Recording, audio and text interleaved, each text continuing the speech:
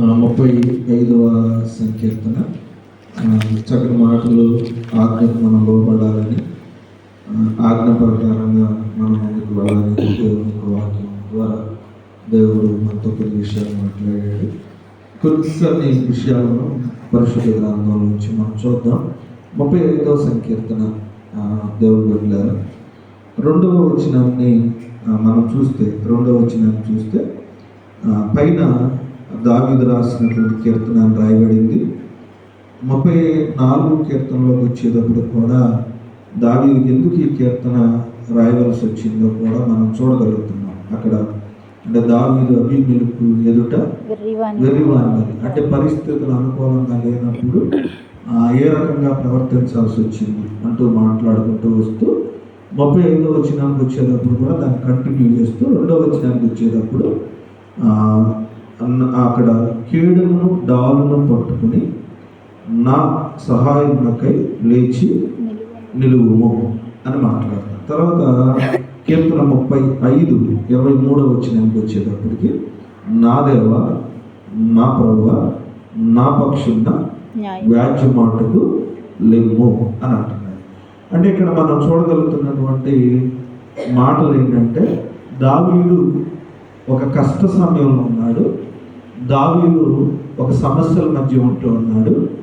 ఏం చేయాలో తెలియని పరిస్థితులు ఆఖరికి వెర్రివాని వల్ల ఏం చేస్తున్నాడట, ప్రవర్తిస్తాడు.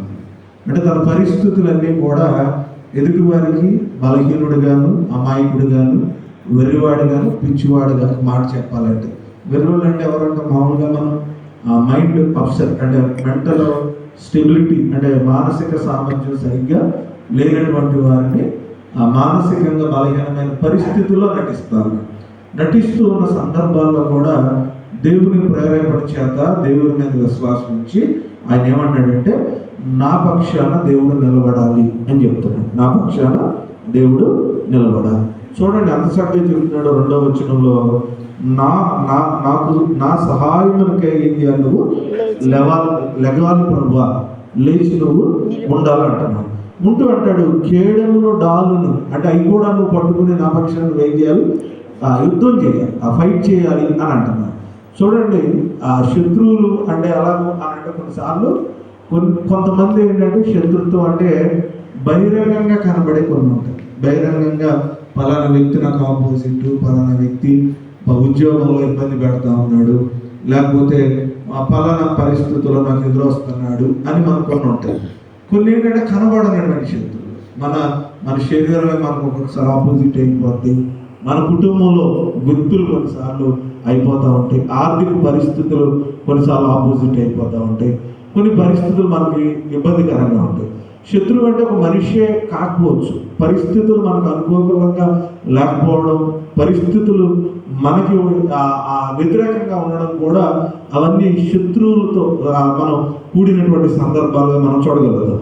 ఇలాంటి పరిస్థితుల్లో దావీదు అంటాడు, అయ్యా కేయడం దాలు కూడా నువ్వే పట్టుకుని నా పక్షాన్ని ఏం చేయాలి, నువ్వు నిలబడాలి అన్నాడు. ఇక్కడ 23వ వచనంలోకి అంటున్నాడు, నా దేవ నా ప్రభు నా పక్షమున వ్యాజ్యం, అంటే నేను చేయలేను, నువ్వు నా పక్షాన్ని చెయ్యాలి, నాకు నువ్వు సహాయం చేయాలి, నా పక్షంగా నువ్వు ఉండాలని కోరుకుంటున్నాడు. దేవుని స్తోత్రం. మానవ జీవితంలో, క్రైస్తవ జీవితంలో దేవుడు మన పక్షాన ఉండాలి, మన పక్షాన ఉండాలి. దేవుడు మన పక్షాన ఉన్నప్పుడు మనం విజయాన్ని పొందుకుంటాం. దేవుడు మన పక్షాన ఉన్నప్పుడు మన సమస్యల నుంచి మనం బయటకు వస్తాం. దేవుడు మన పక్షాన ఉన్నప్పుడు మనం ముందుకు వెళ్ళగలుగుతాం. అంటే దేవుడు ఎప్పుడు కూడా మన పక్షాన ఉండాలి అని బైబిల్ మనకు సెలవిస్తూ ఉంది. మన పక్షాన్ని ఎప్పుడు కూడా యుద్ధం చేసి మన పక్షాన మాట్లాడే విధానంలో దేవుడు మనతో ఉండాలని బైబిల్ గ్రంథం సెలవిస్తూ ఉంది. అయితే రోమిలకు రాసిన పత్రిక వచ్చేటప్పటికి 8వ అధ్యాయము 31వ వచనాన్ని నేను చదువుతున్నాను, జాగ్రత్త చూడండి. రోమా 8:31వ వచనాన్ని వచ్చేటప్పటికి ఆయన అన్నాడు, దేవుడు మన పక్షమున ఉండగా మనకు విరోధి ఎవరికి? ఇది ఉన్న వ్యక్తులకి విరోధి ఎవరు లేదు. అంటే దేవుడు ఎవరి పక్షాన ఉన్నాడో వారికి విరోధులతో ఎలాంటి సమస్య ఉండదండి. విరోధులతో ఎలాంటి సమస్య ఉండదు. అంటే దేవుడు మన పక్షాన ఉంటే మనకు విరోధి అంటే దేవుడు ఒక పక్షాన ఉన్నప్పుడు ఆ వ్యక్తికి ఆపోజిట్గా ఎవరు వెళ్ళలేరు, లేకపోతే నిలబడలేరు. ఏ వ్యక్తి కూడా ఆయనకు ఆపోజిట్గా చేయలేడు అంటున్నా. మరి దేవుడు మన పక్షంగా ఉండకపోతే మనకు విరోధులు ఉంటారు. అంటే దేవుడు మన పక్షంగా ఉండేటువంటి స్థితి మనం ఏం చేసుకోవాలి? ఏర్పాటు చేసుకోవాలి. దేవుడు మన పక్షంగా అంటే మీరు గమనించండి, మనుషులందరూ కూడా చాలాసార్లు ఈ ఆటోల్లో కానివ్వండి, గృహాల్లో కానివ్వండి నరదిష్టి అని చెప్పి రాస్తారు కొన్నిసార్లు. తర్వాత ఏడుపులు ఎక్కువైపోతాయి అని చెప్తారు. అంటే ఇవన్నీ సహజంగా జరుగుతూ ఉంటాయి. ఈ రాయడం తప్పు ఉండొచ్చు, కానీ కొంతమంది నిజంగానే ఏడ్చే వాళ్ళు ఉండొచ్చు. నువ్వు తింటా ఉంటుంటే, నువ్వు సంపాదిస్తూ ఉంటే, లేకపోతే నువ్వు బాగుపడతా ఉంటే, నువ్వు మంచిగా వస్త్రమో పరిస్థితుల్లో కలిగి ఉంటే ఏడ్చేవారు ఉండొచ్చు. కానీ ఇలాంటి పరిస్థితులు ఎలా జరుగుతున్నా దేవుడి పక్షంగా ఉన్నప్పుడు అదేమి నీకు ఇబ్బంది కలగదు. దేవుడు నీ పక్షంగా ఉన్నాడు.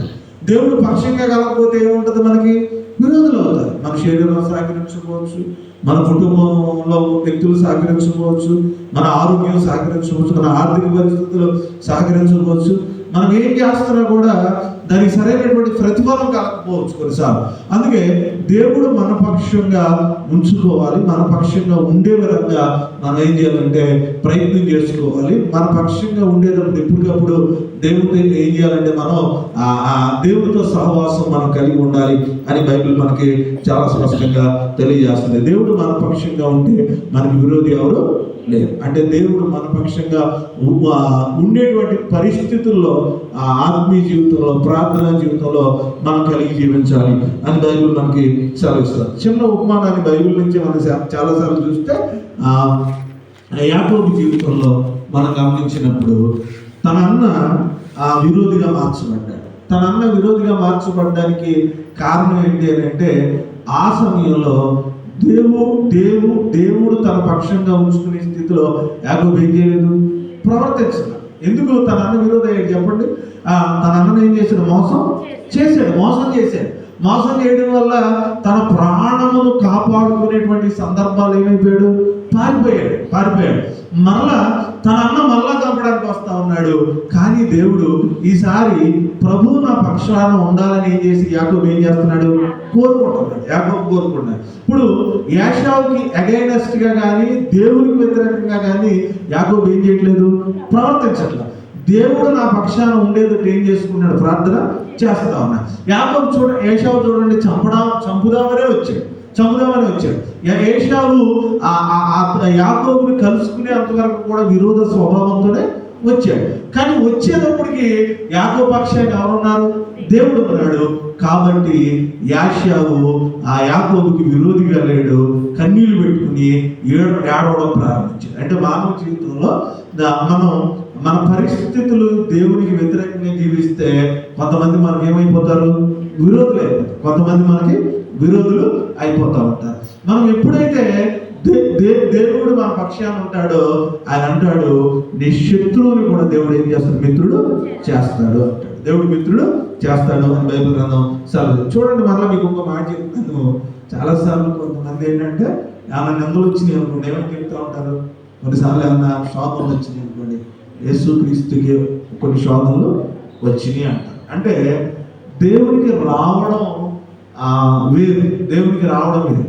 దేవునితో పోల్చుకోవడానికి మనం ఎవరం కూడా అర్హులము కాదు. ఆయన ఎందుకంటే ఆయన ఎవరి జోలికి ఆయన వెళ్ళాలి. కానీ పేతురు రాసిన పత్రికలు అంటాడు, పోయిన వారం ముందు వారం మీతో నేను చెప్పాను, పరుల జోలికి వెళ్ళి మీరేం తెచ్చుకోవద్దు, కొన్ని సమస్యలు తెచ్చుకోవద్దు. అంటే మనం అక్కడ కొట్టేమనుకోండి, తిరిగి ఇంకో వ్యక్తి కొడతాడు. కొట్టిన తర్వాత ప్రభు ఆ వ్యక్తి కొట్టేయడానికి మనం ప్రార్థన చేయడం అది కరెక్ట్ కాదు.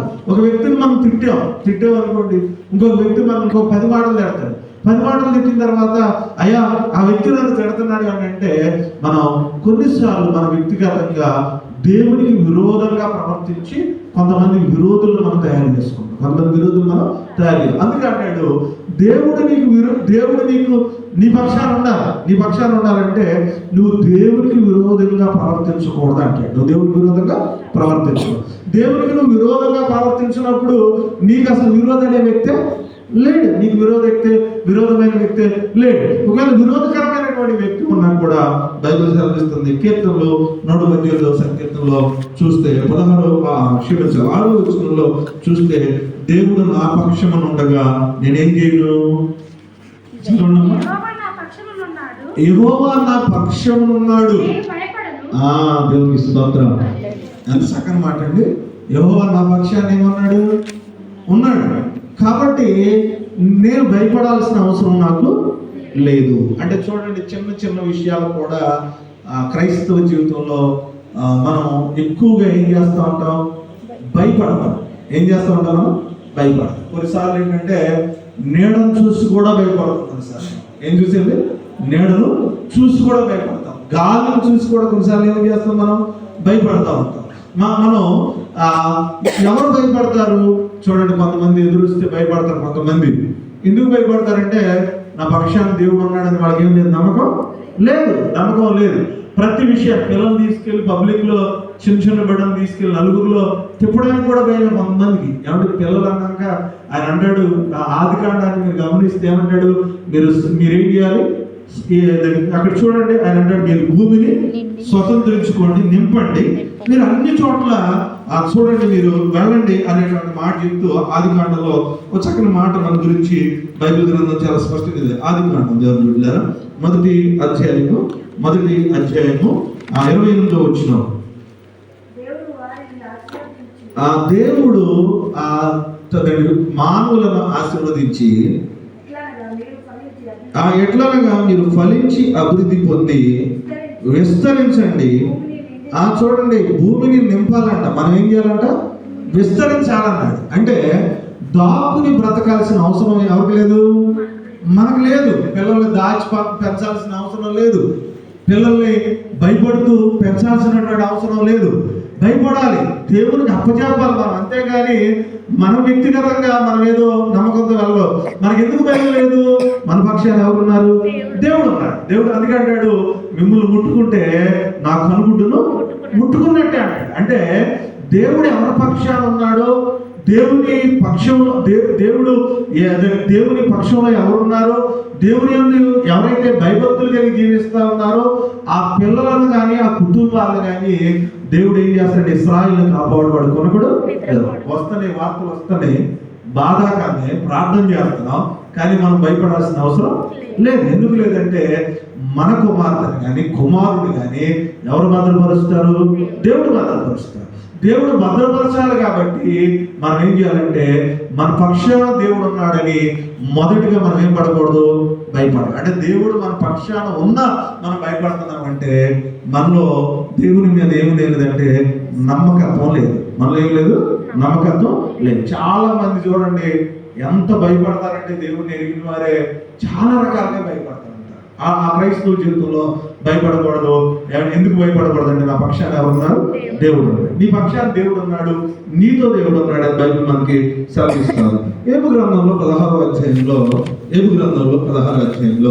19వ వచనంలో ఆయన అంటాడు, నా పక్షాన దేవుడి నా గురించి సాక్ష్యము పలుకుతున్నాడు అంటాడు.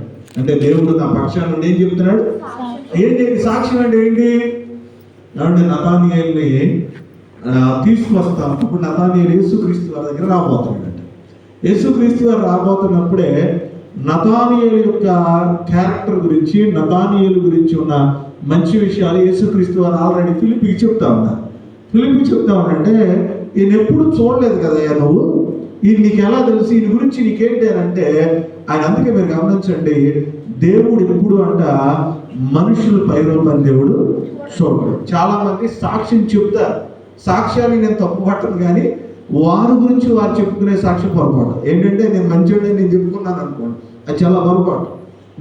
నేను చాలా పరిశుద్ధుడిని అని చెప్పుకున్నాను అనుకోండి, అది చాలా పొరపాటు. అది లేకపోతే నేను గొప్పవాడిని, నేను నీతిమంతుడిని, లేకపోతే నేను చాలా ఉన్నతమైన వ్యక్తిని అని నా గురించి నేను చెప్పుకున్నాను అనుకోండి, చాలా మంది సాక్ష్యాలు మీకు మళ్ళా చెప్తున్నాను, వారి గురించి వారు చెప్పుకునే సాక్ష్యాలు నేటి సమాజంలో చాలా చోట్ల ఎక్కువైపోయింది. మీరు ఆలోచించండి, చాలా చోట్ల వారి గురించి వారు చెప్పుకోవడం. ఎవరి గురించి చెప్పాలి? మనం మన పంపిన వారిని, మనకు మేలు చేసిన ఆయన్ని, మన నిలబెట్టిన ఆయన్ని, మన స్వస్థపరిచిన ఆయన్ని, మన పట్ల మేలు చేసిన ఆయన గురించి సాక్ష్యం చెప్పాలి. దేవునికి స్తోత్రం. ఈ సాక్ష్యం ఏమైపోతుందో తెలుసా? నేనేం చేశాను? ప్రార్థన చేశాను. అందుకే దేవుడు నన్ను ఏం చేశాడు చెప్పండి? నా ప్రార్థన దేవుడు విన్నాడు. నేను పెద్ద ప్రార్థనాపరురాలని, లేకపోతే నేను పెద్ద ప్రార్థనాపరుడిని. మీరు గమనించండి, మనం ప్రార్థనాపరులు, మనం పరిశుద్ధులు, మనం ఆయన సహాయం చేయట్లా. ఆయన కృప మన మీద ఉండడం వల్ల మనకి ఏం చేస్తాడు? సహాయము చేస్తున్నాడు. దేవునికి స్తోత్రం. అంటే కొంతమంది ఏం చేస్తారు? సేవకుల గురించి సాక్ష్యం చెబుతారు. ఈయన వచ్చిన తర్వాత, ఈయన వెళ్ళిన తర్వాత, ఈయన చేసిన తర్వాత, ఈయన దగ్గరికి వెళ్ళిన తర్వాత మన ఇద్దరి గురించి కాదు మనం సాక్ష్యం చెప్పాలి. ఎవరి గురించి సాక్ష్యం చెప్పాలి? దేవుడి గురించి చెప్పాలి. దేవుడు అప్పుడు నీ గురించి ఏం చేస్తాడంట? సాక్ష్యము పలుకుతాడు. నీ గురించి సాక్ష్యము పలుకుతాడు. అదే ఏమంటున్నాడు?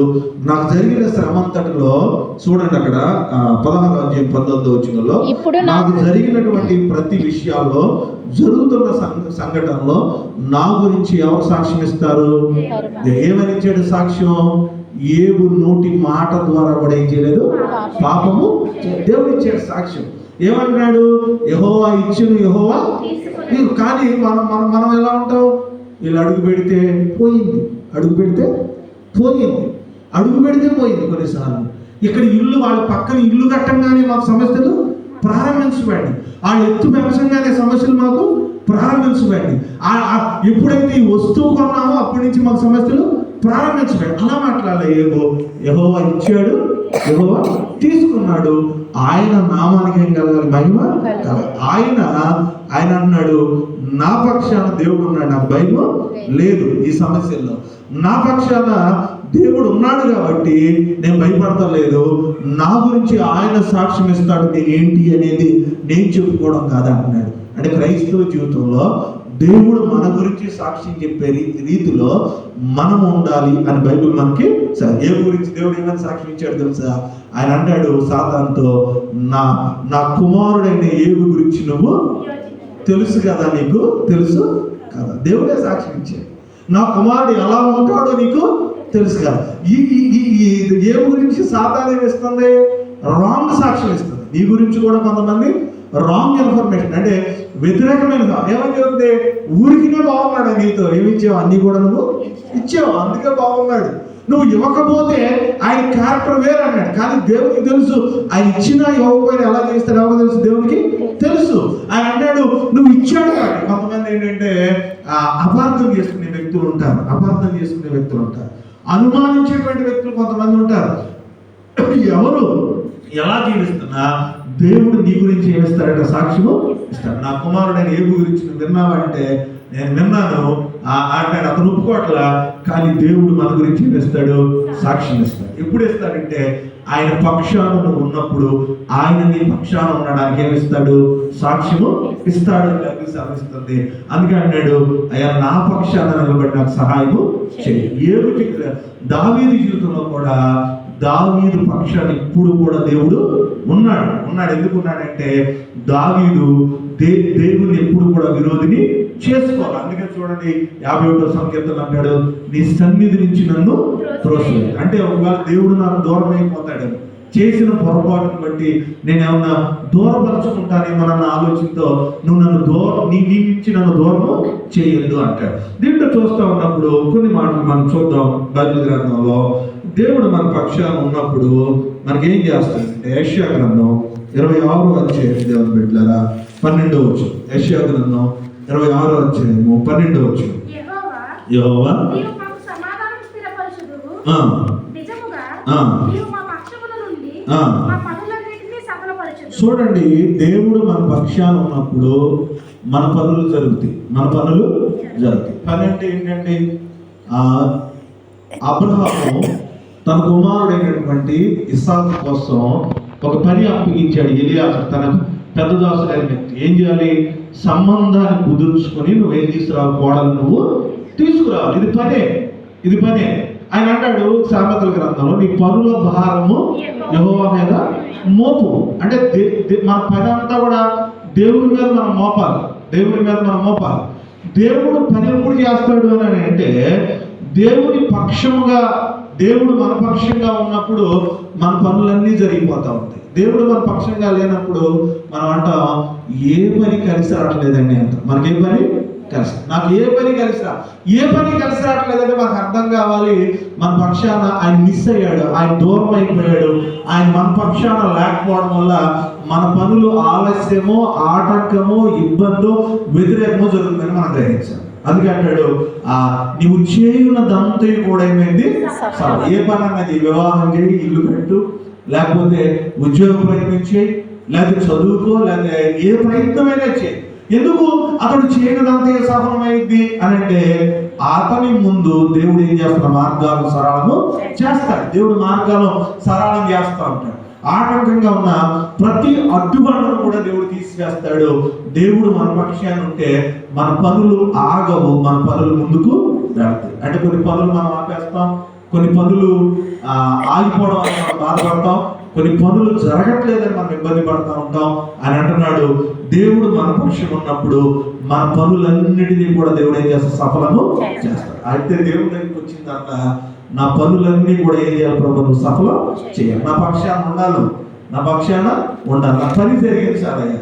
నా పని జరిగించకపోతే మనం పని చేయగలమా? మనం పని చేయలేము. అందుకంటాడు, ప్రయాసపడి భారం వస్తున్న ప్రతిలాగా అంటే దేవుడు లేకుండా చేసే పని అంతా కూడా దేంతో కూడింది, భారంతో కూడింది, ప్రయాసంతో కూడింది. రాత్రంతా కష్టపడిన వారి కష్టార్జితమైన ఆహారం తింటున్నా కూడా వారికి ఏం కలగట్లేదంట, మేలు కలగటం లేదంట. కాబట్టి క్రైస్తవ జీవితంలో మనం దేవుడు మన పనులను సఫలం చేయాలి అంటే, దేవుడు మన పక్షాన పనిచేసే విధంగా, దేవుడు మన పక్షాన కార్యాలు చేసే విధంగా, నా కుమార్తె, నా కుమారుడు, నా ఇంటి పనో, లేకపోతే నా గృహం పనో, లేకపోతే నా ఆర్థిక పరిస్థితుల్లో, నా ఉద్యోగము, నేను చేస్తున్న ఈ పనుల్లో నువ్వేం చేయాలి, సహాయము చేయాలి, నా పక్షాన్ని నువ్వు సహాయం చేయాలి ప్రభా అని అడగాలి. రెండోది, కీర్తన గ్రంథం 118వ సంకీర్తనలో 7వ వచనంలో మరి ఇంకొక మాట రాయాలి. కీర్తన గ్రంథం 118వ సంకీర్తన 7వ వచనంలో, యెహోవా నా పక్షమును వహించి నాకు సహకారి అయి ఉన్నాడు, నా శత్రువుల విషయమైన.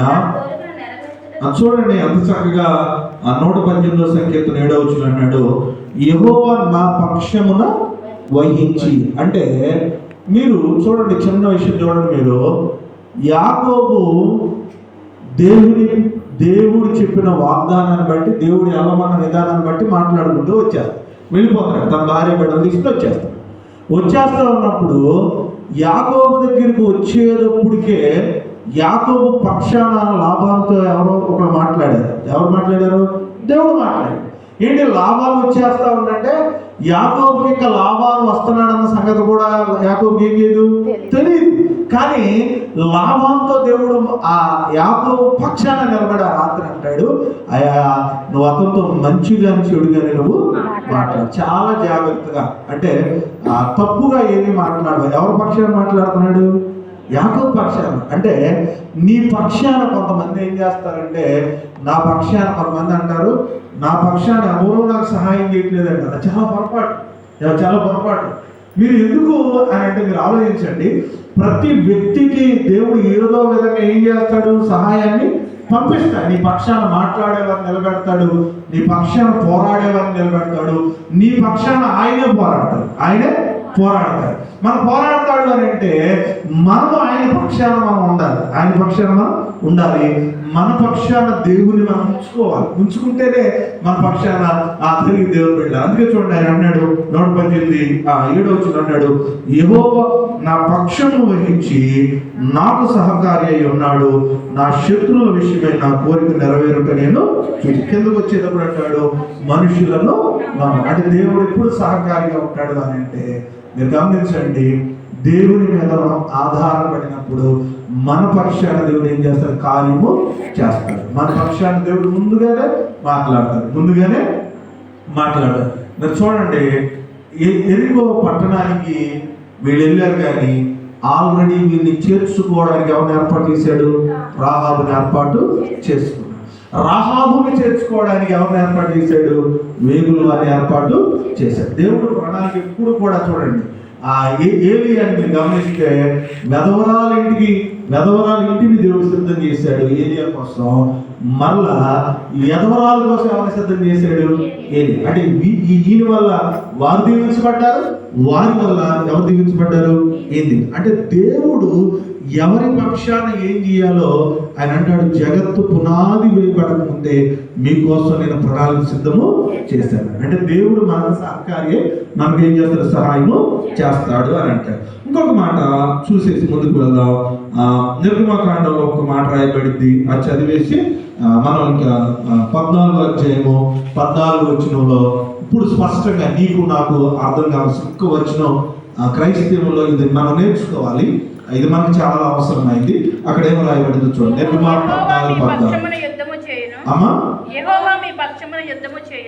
ఎవరు యుద్ధం చేస్తారట? యెహోవా మీ పక్షాన యుద్ధము చేస్తాడు.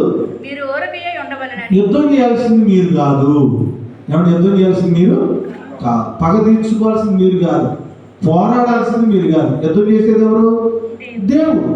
దేవుడు. మీరు చూడండి, చాలాసార్లు మనం పోరాడేస్తాం. మనం ఏం చేస్తాం? పోరాడేస్తాం. మనం యుద్ధం చేస్తాం. క్రైస్తవులలో మనం ఎప్పుడు కూడా ఏ సమస్య కోసం ఏం చేయకూడదు? పోరాడకూడదు. మీరు ఎఫెసీ రాసిన పత్రిక, ఫిలిప్పీకి రాసిన పత్రిక ఏమంటాడంటే, మీ చింత యావత్ ఎవరికి అప్పచెప్పాలి? దేవుడు. మీరు ఫైట్ చేయడం వల్ల మనకేమొస్తాయి? రోగాలన్నీ కూడా వస్తాయి మనం ఫైట్ చేస్తే. మీతో బీపీ మొదలుకొని, ఆయాసం మొదలుకొని, ఇక ఏ ఉంటే అవన్నీ కూడా మనకు వస్తాయి. అసలు మనం రిలాక్స్ అవ్వమని బైబిల్ సెలవిస్తుంది. మనం ఏమైనా ఉన్నాయి ప్రశాంతం ఉండమని బైబిల్ సెలవిస్తుంది. మీరు తొందరపడొద్దని చెప్తుంది. ఏ వ్యక్తితో కానీ ఏ పరిస్థితుల గురించి కానీ మీరు చేయొద్దు. మీ ముందున్న ప్రతి సమస్య, ప్రతి ఇబ్బంది ఎవరికి అప్పచెప్పాలి? దేవుడికి అప్పచెప్పండి. అక్కడ అన్నట్టు చూడండి ఎంత స్పష్టంగా రాశాడు. మీ పక్షాన యెహోవా ఏం చేస్తాడు? యుద్ధము చేస్తాడు. మీరు కత్తి పట్టుకున్న, డాలు పట్టుకున్న, ఇంకోటి పట్టుకున్న మీరు యుద్ధం చేయాల్సిన అవసరం లేదు. ఇశ్రాయేలు ఒక్కళ్ళు కూడా తిట్టిన సందర్భం కానీ, ఒక కత్తి పట్టుకుని ఒకటి తోసిన సందర్భం కానీ, షర్టు పట్టుకుని నీళ్ళలో ముంచిన సందర్భం కానీ లేదు. ఎవరు ముంచారు? వాళ్ళందరినీ దేవుడు ముంచారు. అంటే దేవుడు తన పని మన పట్ల చేసుకుంటూ వెళ్తాడు. మనం అక్కడ అంటాడు ఒక మాట, మోషే నువ్వు మౌనంగా ఉండి సాగిపోవాలి, ఆగిపోకూడదు అంటాడు. దేవుని స్తోత్రం. క్రైస్తవ జీవితంలో దేవుడు మన పని చేసుకెళ్తాడు. చదవట్లేదని తిట్టకూడదు, అప్పు కడతలేదని తిట్టకూడదు, లేదా ఇది జరగలేదని తిట్టకూడదు. ఇవన్నీ కూడా మనం కాముగా ఉండి మన సమస్యలను, మన కుటుంబ పరిస్థితులను, మన ఇబ్బందులను మనం యుద్ధం చేయకూడదు. దేవునికి ఆ పని అప్పగించాలి. మా పక్షాన నువ్వేం చేయాలి? సహాయము చేయాలి. మనం వాళ్ళు తిట్టినంత మాత్రాన వాళ్ళ ప్రయోజకులు ఎవరు? వారు తిట్టినంత మాత్రాన వారికి ప్రతిఫలాలు వచ్చేవు. మనం చేయాల్సింది ఏంటంటే మనం మౌనంగా ఉండి ఆ పనిని దేవుడికి అప్పగించాలి. మన పక్షాన మన కుటుంబాన్ని స్థిరపరుస్తాడు. మన పక్షాన మన కుటుంబాన్ని దేవుడు దీవిస్తాడు. మన పక్షాన మన కార్యాలు సఫలం చేస్తాడు. మన పక్షాన నుండి మన పనులన్నీ కూడా ఎవరు జరిగిస్తారు? దేవుడు. దేవుడు జరిగించాలంటే దేవుడు నీ పక్షంగా ఉండే విధంగా, నువ్వు దేవుని పక్షంగా ఉండే విధంగా ఉంటే దేవుడే నీ పక్షంలో సహాయము చేయాలి. ఎవరితో మాట్లాడాలో, ఎక్కడ రికమెండేషన్ చేయాలో, ఎవరి మార్గాలు ఎవరి హృదయాన్ని తెరవాలో, ఎవరిని సిద్ధం చేయాలో, ఎవరి మనసు మార్చాలో, ఎవరొచ్చి నీతో మా పరిస్థితుల గురించి మాట్లాడాలో అవన్నీ కూడా ఎవరు ప్రణాళిక సిద్ధం చేస్తారు? దేవుడు సిద్ధము చేస్తాడు. అందుకే అన్నాడు, మీరు ఊరకుండా అన్నాడు. మనుషులతో కాదు ఈ మాటలు మనం చెప్పాల్సింది. మనం కూడా కొన్నిసార్లు ఏం చేస్తాం, లేదా ఏంటి చదవకపోతే, వారికి ఏదైనా జరగకపోతే మనం మాట్లాడతాం. మనం మాట్లాడకూడదు. మన పక్షాన ఎవరు అర్థం చేస్తారు? దేవుడు చేస్తాడు. వారిని నిలబెడతాడు, వారిని సరి చేస్తాడు, వారిని బలపరుస్తాడు.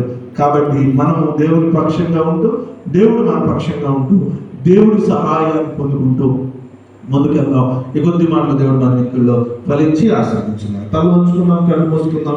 ప్రార్థన అవసరం ఉంటే ఏదైనా చెప్పండి, లేదా కొన్ని ప్రార్థన గురించి మనం ప్రార్థన చేద్దాం. దయచేసి ప్రార్థన అవసరం ఉంటే చెప్పండి.